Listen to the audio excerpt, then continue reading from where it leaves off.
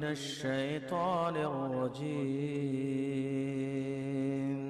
بسم الله الرحمن الرحيم.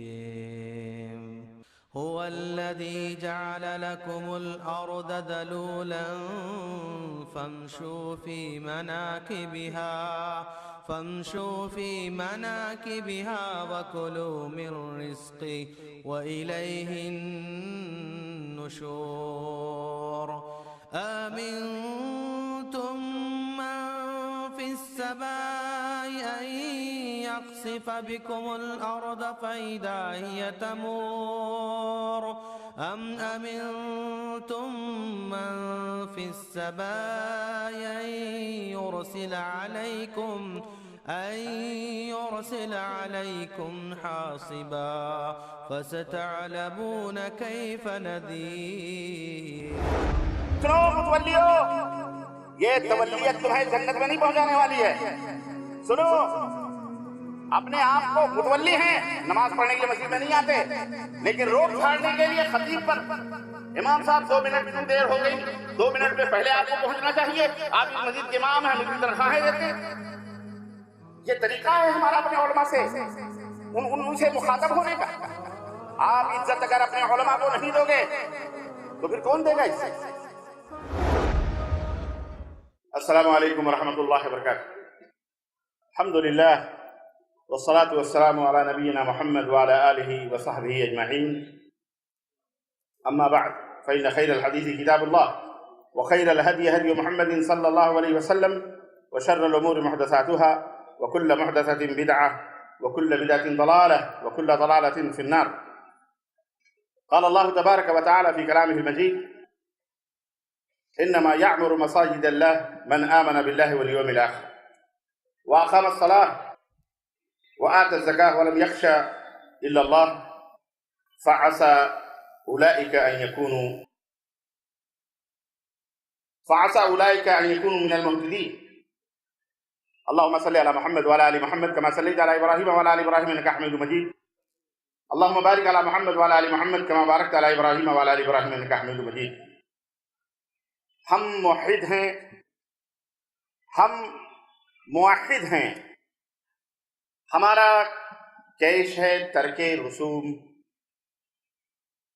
ہم موحد ہیں، ہمارا کیش ہے ترک رسوم. ملتیں جب مٹ گئیں اجزائے ایمہ ہو گئیں.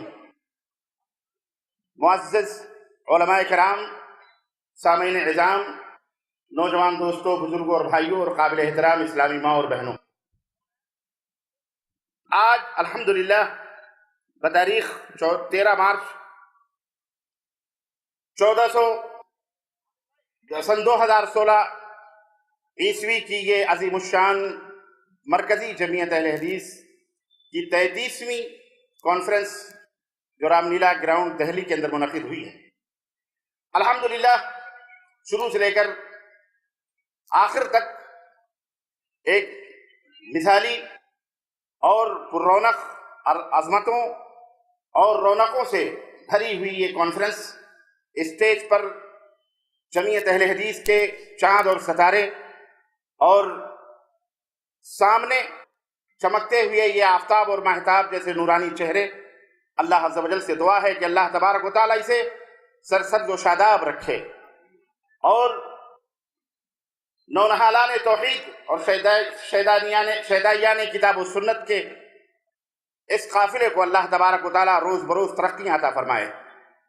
میں اللہ عز و جل کے حمد و صلاۃ اور اس کے تشکر کے بعد میں تہ دل سے مشکور و ممنون ہوں امیر جمعیت اہل حدیث عالی جناب حافظ یحییٰ دہلوی حفظہ اللہ، ان کا اللہ سے دعا کرتا ہوں کہ اللہ تعالیٰ انہیں لمبی عمر عطا فرمائے صحت و عافیت کے ساتھ.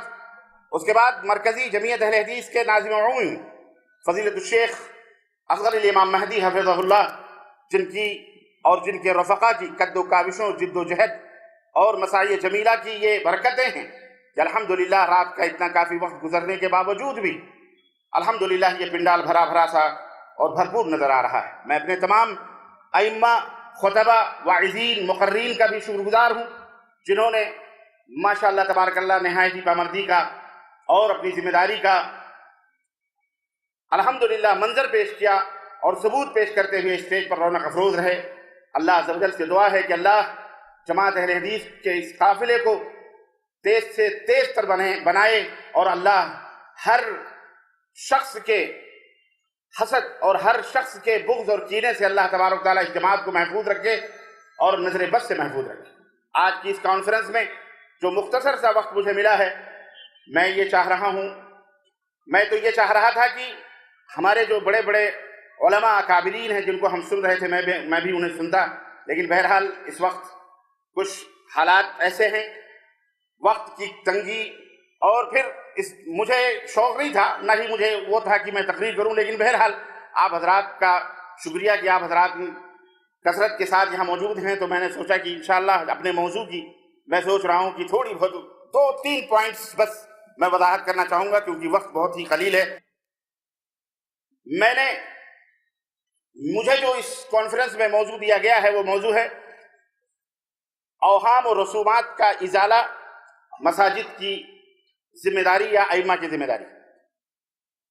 یعنی اوہام و رسم و رواج اور اوہام باطلہ خیالات جو سماج اور معاشرے میں پنپتے ہیں، مساجد کی کیا ذمہ داری ہے، مساجد کے ممبر و محراب کے وارثین کی کیا ذمہ داری ہے۔ اللہ عز و جل سے دعا ہے کہ اللہ تبارک و تعالی ہمیں اور آپ کو اس موضوع کے سمجھنے کی توفیق عطا فرمائے۔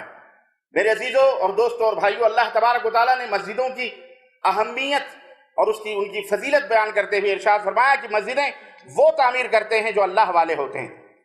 اللہ والے ہوتے ہیں، سیمنٹ اور گاروں سے بھی اسے معمور تعمیر کرتے ہیں اور اپنے سجدوں سے بھی اسے معمور رکھتے ہیں۔ تو یہ مسجدوں کے اندر نماز پڑھنا، مسجدوں کی تعمیر کرنا، یہ ایمان اور اہل ایمان کی یہ اہم ذمہ داری ہے، اور مسجد کی فضیلت کا پتہ چلتا ہے۔ مسجد مومن کی شان ہے، مسجد اسلام کے کلچر اور اسلام کی ثقافت کا دارالامان ہے۔ مسجد مسلمانوں کے ایمان اور عقیدے کی ترجمان ہے، مسجد مسلمانوں کے ایمان اور عقیدے کی محافظ ہے۔ مسلمان جس طرح سے ایک مچھلی بغیر پانی کے زندہ نہیں رہ سکتی، اسی طرح سے ایک مسلمان بغیر مسجد کے زندہ نہیں رہ سکتا ہے۔ اس لیے ہماری یہ کوشش ہونی چاہیے کہ ہمارے گھر جہاں کہیں بھی تعمیر ہو وہاں مسجد کی تعمیر ضرور ہو، مسجدیں تعمیر کی جائیں، اللہ اور اس کے رسول کے بیانات اس کے اندر۔ اسی طرح سے ایک بات اور بھی میں آپ حضرات کی خدمت میں رکھنا چاہوں گا کہ مسجد اینٹ اور گارے سے بنی ہوئی عمارتوں کا یا مناروں اور گنبدوں کا نام مسجد نہیں ہے۔ سنو، اور اس کانفرنس کے حوالے سے یہ بات اپنے ذہنوں میں بٹھا لو، اور جہاں تک میری آواز جاتی ہے سب سنیں، اپنے بھی پرائے بھی، حکومتیں بھی، حکومت کے ماننے والے بھی، ہم بھی، سب بھی، مسلمان بھی، غیر مسلمان سب۔ اسلام کا تصور جو مسجد کا ہے وہ یہ نہیں ہے کہ اینٹ اور گارے سے مسجد تعمیر کر کے گنبد بنا کر اور منارے بنا کر یہی ہے، نہیں، بلکہ اسلام کو اللہ تبارک و تعالیٰ نے یہ مقام اور نسبت عطا فرمائی ہے کہ اللہ عز و جل نے پوری روئے زمین کو مسجد بنایا ہے۔ مسلمان جس زمین پر سر ٹیک دیتا ہے وہی اس کی مسجد کہلاتی ہے۔ یہ بات نوٹ کر لی جائے۔ دوسری بات یہ ہے میرے عزیزوں، ممبر و محراب بڑے ہی عظیم مقامات ہوتے ہیں، اس کی ذمہ داری بڑی ہی عظیم ہوتی ہے۔ خطبہ ہوں، واعظین ہوں، علماء ہوں، مشائخ ہوں، کوئی بھی ہو، ان کی بھی بڑی ذمہ داری ہوتی ہے۔ اس ممبر سے وہ آواز اٹھنی چاہیے جو کتاب اللہ اور سنت رسول اللہ صلی اللہ علیہ وسلم میں موجود ہے۔ اس ممبر سے اخباری بیانات نہیں، سیاسی بیانات نہیں، اس ممبر سے اخبار نہ پڑھے جائیں، ٹیلی ویژنوں کے نیوز نہ بیان کیے جائیں، بلکہ قال اللہ اور قال الرسول کی صدائیں بلند ہونی چاہیے۔ معاشرے اور سماج کے اندر جو برائیاں اور جہالتیں اور رسم و رواج پنپ رہے ہیں، ان رسم و رواج کو مٹانے کے لیے اس ممبر و محراب کو استعمال کیا جائے۔ یہ ہماری ذمہ داری ہے، ایمان اور عقیدے سے لے کر اعمال اور اخلاق اور معاملات سب، چاہے وہ شرک ہوں، بدعات ہوں، خرافات ہوں، ایمان اور عقیدوں میں ان کی تردید ہونی چاہیے، برملا ان کا حسن اسلوب کے ساتھ اظہار ہونا چاہیے اور لوگوں کے سامنے حقائق کو کھول کر کے بیان کرنا چاہیے۔ اعمال کے اندر کمی ہے، نماز میں سستی اور کاہلی ہے، اسے بھی ختم کرنے کی کوشش کرنی چاہیے۔ علماء اور خطبہ کی ذمہ داری ہے کہ وہ باقاعدے اس کے لیے تربیتی کورس مرتب کریں، کتابیں درس دیں، عصر کے بعد درس دیں، فجر عصر کے بعد درس دیں، عشاء کے بعد درس دیں، لیکن کم از کم عصر کے بعد ضرور منتخب کتاب پڑھا کر کے لوگوں کو اس میں ابھارا جائے۔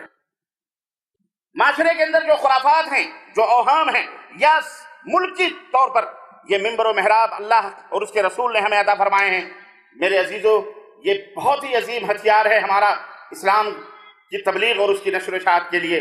یاد رکھیے کہ یہ بالکل خاموش میڈیا ہے، ایک ایسا میڈیا اللہ عز و جل نے ہمیں عطا کیا ہے کہ دنیا کے سارے میڈیا ایک طرف ہو جائیں، لیکن یہ میڈیا انشاءاللہ قیامت تک قائم و دائم رہے گا انشاءاللہ تبارک تعالیٰ۔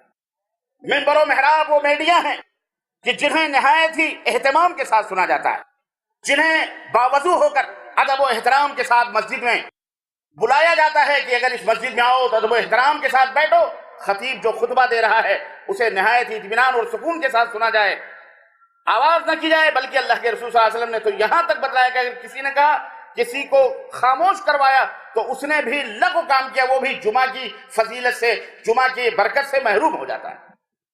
اتنا اچھا میڈیا اللہ نے ہمیں عطا فرمایا۔ ہم دنیا کے ان میڈیاؤں کے چکر میں پڑ کر کے اپنا اصل میڈیا بھول گئے۔ ہم میں ایسے خطبہ نہ رہے، ایسے منبر و محراب کے امین نہ رہے، وارثین نہ رہے، جو لوگوں کے دلوں کو گرمانے والے ہوں، جو لوگوں کو قرآن و سنت کی صلاح دینے والے ہوں، لوگوں کی اصلاح کرنے والے ہوں۔ ایسے خطبہ پیدا کرنے کی ضرورت ہے، ایسے علماء پیدا کرنے کی ضرورت ہے۔ اور جہاں علماء کی یہ ذمہ داری یہ ہوتی ہے کہ سماج اور معاشرے کے اندر جو رسوم اور جاہلیت کے جو چیزیں پنپ رہی ہیں ان کے خلاف آواز بلند کریں، وہیں پر عوام کی بھی ذمہ داری ہوتی ہے کہ اپنے علماء اور خطبہ کا ادب و احترام کریں۔ میرے عزیزو، ایک ڈاکٹر آپ کے بچے کو یا آپ کو انجیکشن دیتا ہے، دوا دیتا ہے، اس کے سامنے اپنے سر جھکا کر کے اس کا شکریہ ادا کرتے ہیں، جیبوں سے پیسے بھی دیتے ہیں، شکریہ بھی ادا کرتے ہیں۔ اور ایک عالم، ایک خطیب اور ایک دین کا داعی منبر پر اپنے بال بچوں کو چھوڑ کر آپ کو مسجدوں کے اندر 5 وقت نمازیں پڑھاتا ہے، درس دیتا ہے، خطبہ دیتا ہے، اپنے کلیجے، اپنے دماغ اور فکر کو نچوڑ کر آپ کی خدمت میں رکھتا ہے، لیکن اسے غلام سمجھا جاتا ہے، اسے غلام سمجھا جاتا ہے۔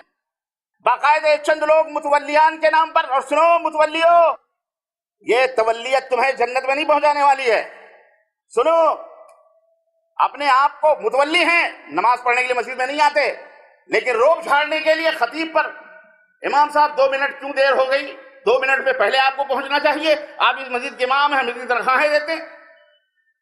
یہ طریقہ ہے ہمارا اپنے علماء سے ان سے مخاطب ہونے کا۔ آپ عزت اگر اپنے علماء کو نہیں دو گے تو پھر کون دے گا عزت؟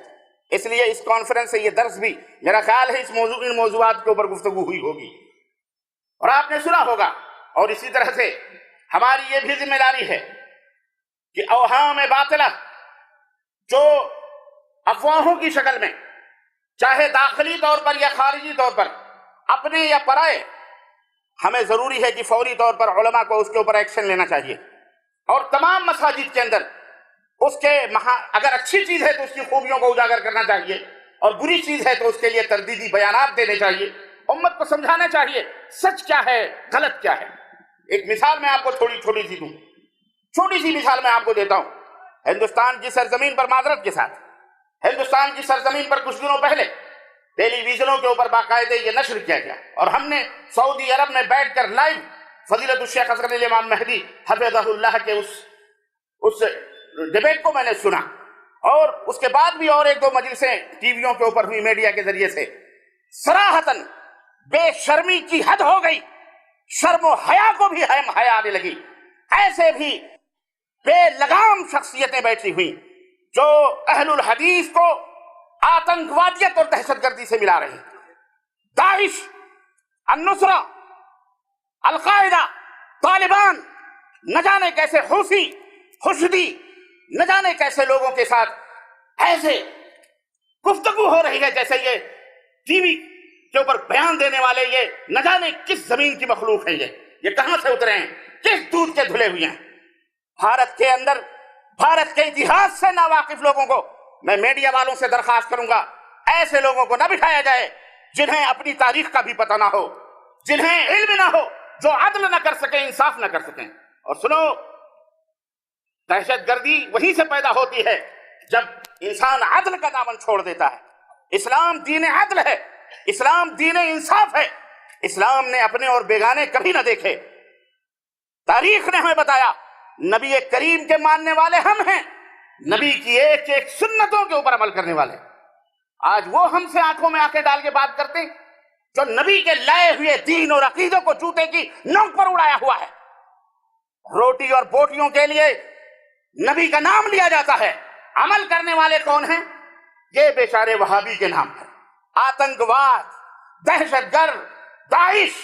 استغفر اللہ. آپ نے ان ریشم کے کپڑوں میں ٹاٹ کے پیبند لگائے. میں کہتا ہوں یہ مثال بھی ناقص ہے. سنو، ہم دہشت گرد، ہم نہیں کہتے ہم دہشت گرد ہیں کہ نہیں ہیں، نہیں ہمارا اقتدار. ہم نے اپنے نبی کو اپنا امام مانا ہے، اپنا قائد مانا ہے، ہم نے اپنا رہبر مانا ہے. ہم نے اللہ اور اس کے رسول کے خلاف کبھی بھی کسی اور کی بات کو اس کے مقابلے میں لانا حرام سمجھا ہے. ہمارا سر جھکتا ہے تو صرف قال اللہ پر جھکتا ہے یا قال رسول پر جھکتا ہے. سنو، ہم کسی اور کے ماننے والے، ہم کسی اور کی باتوں پر اسلام سے ہم کرنے والے نہیں ہیں. سودا بازی ہمیں جھکانا ہے تو قال اللہ قال رسول صدا لاؤ. نبی کائنات صلی اللہ علیہ وسلم نے ہمیں عدل سکھلایا. میں سن رہا ہوں سارے علماء بیچارے، میں یہ نوٹ کر رہا تھا بیٹھ کر کے کہ کہیں نہ کہیں تو کہیں کچھ آوے، لیکن اس کا تذکرہ شیخ نے کتاب کے اجرے پہ کیا. جو شیخ اصغر علی امام مہدی حفظہ اللہ نے وہ داعش کے موضوع پر جو تردید میں شیخ الاسلام محمد بن عبد الوہاب رحمۃ اللہ علیہ کی دعوت کے تعلق سے چھپی ہے، تب انہوں نے یہ تذکرہ کیا، پر یہ تذکرہ آیا نہیں. سارے علماء یہ بیچارے، میں کہتا ہوں ہم کتنے رواداری کریں، ہم کتنا روادی، ہم بولتے نہیں تو کہتے یہ بولتا نہیں، اور جب بولتے ہیں تو کہتے بولتا کیوں ہے، بولتا کیوں ہے. ہمیں کیا کیا نہیں کہا گیا. ہم نے بتایا محمد الرسول اللہ صلی اللہ علیہ وسلم کے پاس قضیہ آیا، مسئلہ آیا کسی بڑے گھرانے کی لڑکی کا، کہا اس نے چوری کری ہے، معاف کر دیا جائے. چہیتے کو سفارش کے لیے پیش کیا، معاف کر دیا جائے، اللہ کے نبی معاف کر دو، بڑے گھرانے کی بیٹی ہے، ہو سکتا ہے کہ اس گھر خاندان کی بے عزتی ہو جائے. اللہ کے نبی نے کیا فرمایا؟ سنو، ہم اس نبی کے ماننے والے، والذی نفسی بیدہ لو کانت فاطمہ بنت محمد سرقت لقطعت یدہا، اس ذات پاک کی قسم ہے جس کے ہاتھ میں محمد کی جان ہے، اگر محمد کی بیٹی فاطمہ نے بھی چوری کی ہوتی تو لقطعت یدہا، تو اس کے ہاتھ بھی محمد کاٹنے سے گریز نہ کرتے. ہم اس نبی کے شہدائی، اور صرف زبانی نہیں، عملی طور پر بھی. ہم سب سنے آپ نے، ہم دعوت الشیخ محمد بن عبد الوہاب رحمۃ اللہ علیہ، وہ دنیا کا مظلوم، میں کہتا ہوں 3 آدمی اس دنیا کے بہت مظلوم گزرے ہیں. 3 آدمی، 3 شخصیتیں. ایک شخصیت کاتب وحی، قیامت تک آنے والے تمام مومنوں کے ماموں، لگنے دو چرکا جس کے دل پہ لگے، مجھے اس کی پرواہ نہیں ہے، ماموں. اور آپ سب جانتے ہیں، اگر میں پوچھوں تو بے ایک زبان کہو گے ہاں وہ ابو سفیان کے صاحبزادے، 20 سال تنہا بلا شرکت غیرے جس نے پورے عالم اسلام پہ حکمرانی کی، 20 سال اپنے بھائی کے دور میں نائب امیر رہا، گورنر رہا، 40 سالہ دور جس نے حکمرانی کری، اس کا نام کیا ہے؟ معاویہ بن ابو سفیان رضی اللہ تعالیٰ عنہ. ان کے صاحبزادے یزید رحمہ اللہ، لوگ تو نام لیتے ہوئے بھی شرماتے ہیں، یاروں نے اس طرح ان کی پٹی پڑھائی ہوئی ہے ایسے اپنے اور پرائے. اور کسی زمانے میں علامہ عامر عثمانی رحمۃ اللہ علیہ نے کہا تھا کہ جناب علی، یزید دنیا کا وہ مظلوم حکمران ہے جسے اس کے رب نے تو معاف کر دیا لیکن بندوں نے معاف نہیں کیا. وہ یزید دنیا کا مظلوم ترین آدمی. ہمارے اپنے بھی غیر تو غیر ہیں، اپنے بھی چوک و چوراہوں پر جناب علی اس کے خلاف آوازیں بلند کرتے ہوئے نظر آتے. دنیا کا دوسرا مظلوم ترین آدمی حضرت امام ابو حنیفہ رحمۃ اللہ تعالی علیہ، اللہ تعالیٰ ان کی قبر پر نور کی برکھا برسائے. بولو آمین، زور سے بولو آمین. ہاں، ہمیں کہا جاتا ہے امام صاحب کو مانتے ہی نہیں. ہم جتنا مانتے ہیں ہم ان کے نام کی روٹی نہیں سینکتے، بس ہمارا یہی جرم ہے۔ ہم تمام ائمہ کو ائمہ اسلام خورشید اور شمس و قمر سمجھتے ہیں۔ جھوٹ نہ بولو، اتہامات الزامات نہ لگائے جائیں اہل حدیثوں پر کہ اہل حدیث اماموں کو نہیں مانتے۔ یہاں سے لے کر مملکت سعودیہ عربیہ تک بھی دہائیاں پہنچی۔ مائی باپ یہ اماموں کو گالیاں دیتے ہیں، لعنت اللہ علی بولو لعنت اللہ علی الکاذبین، اللہ اس کی زبان سڑا دے جو ائمہ کو گالیاں دیتا ہوا نظر آئے۔ اہل حدیثوں سے بڑھ کر ائمہ سے محبت کرنے والا کوئی ہے؟ کوئی نہیں ہو سکتا۔ اللہ نے یہ شرف ہمیں دیا ہے، ہم کسی کی بات نہیں کرتے۔ میرے عزیزوں، میرے دوستوں، دوسرا وہ شخص ہے امام ابو حنیفہ رحمۃ اللہ علیہ، جس کا نام لے کر ایسے ایسے اوہام باطلہ، ایسے ایسے رسومات جاہلیہ، ایسے ایسے معتقدات، ایسے ایسے لوگوں کو لایا گیا۔ علامہ والحفیظ ذکر کرنے کی ضرورت بولو دیکھ سکتے ہو، کہیں بھی جھنڈا بنڈا نظر آوے، کیا ہے بھائی ہم فلاں، ہمارا جھنڈا کہاں کا چلا، کہاں کی چلی، کہاں کی فلاں، کہاں کا کہاں۔ امام ابو حنیفہ رحمۃ اللہ علیہ نے کیا ہے؟ امام صاحب کا یہ عقیدہ تھا، اللہ کہاں ہے؟ کرو کانفرنس اس موضوع پر، اللہ کہاں ہے؟ پوری دنیا کڑ کڑ میں اللہ، کڑ کڑ میں اللہ، ذرے ذرے میں اللہ۔ اللہ خود کہتا ہے الرحمن علی العرش استوى۔ اہل السنہ والجماعہ کا یہ عقیدہ ہے، اہل الحدیث کا یہ عقیدہ ہے، اللہ کہاں ہے؟ عرش پر ہے۔ سنو میرے یارو، یہ غالب کا شہر ہے۔ غالب نے کہا تھا، اس کو لوگ صرف شرابی کبابی تک بیچارے کو جانتے ہیں۔ غالب سے جب انگریزوں نے دلی پر قبضہ کیا تو سب بھاگ گئے، غالب صاحب اپنے کمرے میں بیٹھے ہوئے تھے۔ انگریز پہنچے، کہا ویل مین تو بھاگا کیوں نہیں؟ سب تو بھاگے ہمارے ڈر سے، تو مسلمان نہیں ہے؟ کہا سر میں آدھا مسلمان ہوں۔ کیا کہا؟ آدھا مسلمان۔ کہا آدھا مسلمان کیا ہوتا ہے؟ کہتا ہے شراب پیتا ہوں، خنزیر نہیں کھاتا۔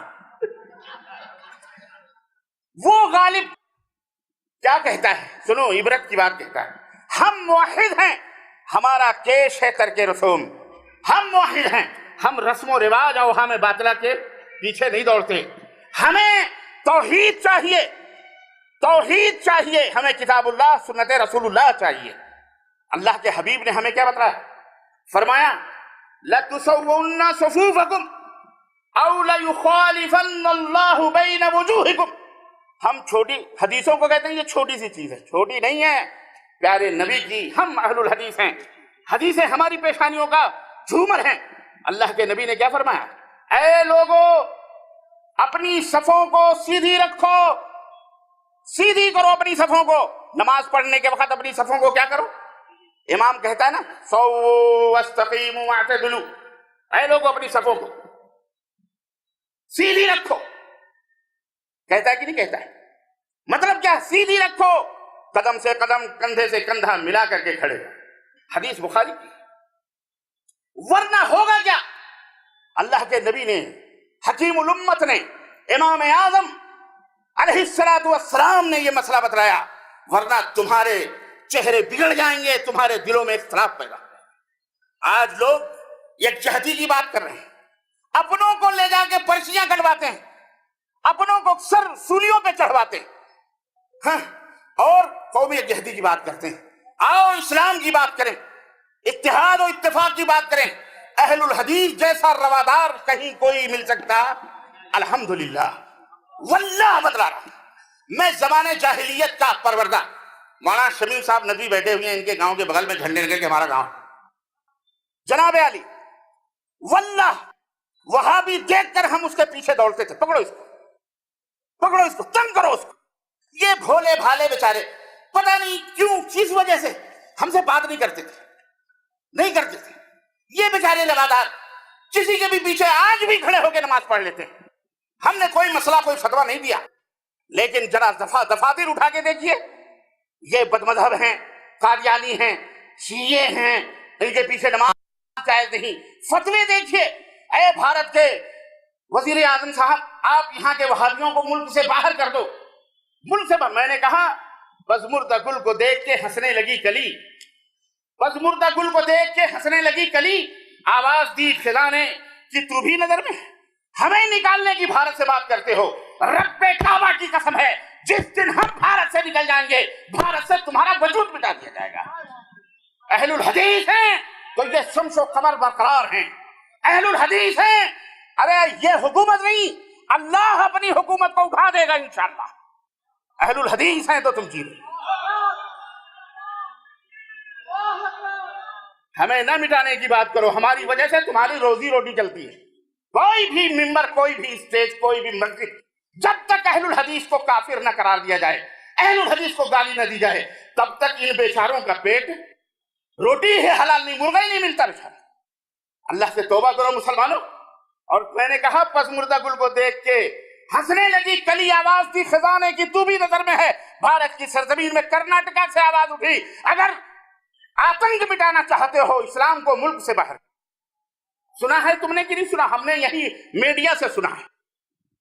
اس لیے مسلمانوں، ہاں، غلط روی سے منازل کا بوجھ بڑھتا ہے۔ مسلمانوں روش کارواں بدل ڈالو۔ ایک دفعہ پھر دل کی گہرائیوں سے مولانا اصغر علی امام مہدی اور ان کے رفقاء کار، امیر جمعیت سے لے کر کے تمام لوگوں کو تشکر کے، امتنان کے کلمات تبریک پیش کرتے ہوئے اور آپ حضرات کا شکریہ ادا کرتے ہوئے اللہ سے دعا کرتے ہیں کہ بار الہ اس جماعت کو بری نظر سے بچا لے مولا۔ اے اللہ ہماری جماعت کو قوت عطا فرما مولا۔ اے اللہ ہمارے ائمہ اور خطبہ کو قوت عطا فرما مولا، حوصلہ عطا فرما مولا، حوصلہ عطا فرما مولا۔ ہمارے عوام کے دلوں کے اندر ایک دوسرے کی محبت عطا فرما، علماء سے محبت، اپنے مشائخ سے محبت، قرآن و سنت سے محبت عطا فرما مولا۔ آپس میں ایک دوسرے کی عزت، توقیر، تکریم کرنے کی توفیق عطا فرما مولا۔ آمین یا رب العالمین۔ وصلی اللہ علی نبینا محمد وعلی آلہ وصحبہ اجمعین، والسلام علیکم ورحمۃ اللہ وبرکاتہ۔